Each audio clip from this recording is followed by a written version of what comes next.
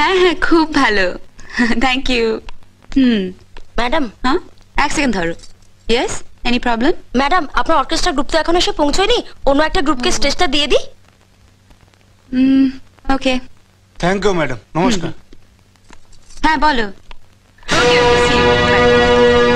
এই যে মেগাস্টার কেষ্টদা, আপনি এখানে? সিকিউরিটিকে দিয়ে তুমি কাকে মারতে বলেছো জানো? জানি। জানো? হ্যাঁ হ্যাঁ জানি।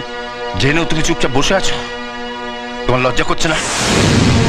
আমার ঘেন্না করছে। ওকে মেরে পুলিশের হাতে তুলে দিলে তবে আমার গায়ে জ্বালা মিটবে। তুমি পুরনো দিনের সব কথা ভুলে গেছো? কিচ্ছু ভুলিনি, আপনি ভুলভাল বকছেন। নেশার ঘুরে আছেন তো, নেশা কেটে গেলে সব বুঝতে পারবেন। আরে আমার মদের নেশা একটু পরেই কেটে যাবে, কিন্তু তুমি আরো মারাত্মক নেশা আটকে পড়েছো সোনালি। নাম, যশ, খ্যাতি, প্রতিপত্তি, টাকা পয়সা নেশা তোমার কোনোদিন কাটবে না, আর সেই জন্য তুমি পুরনো দিনের কথা ভুলে গেছো। কি বলতে চান আপনি?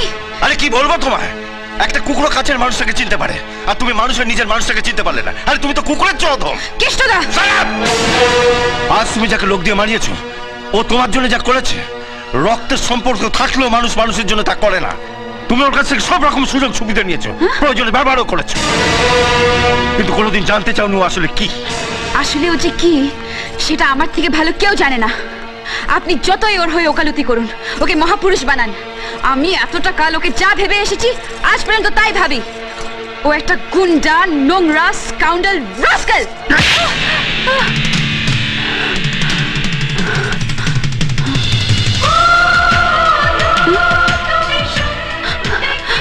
বিজয়, বিজয় গান।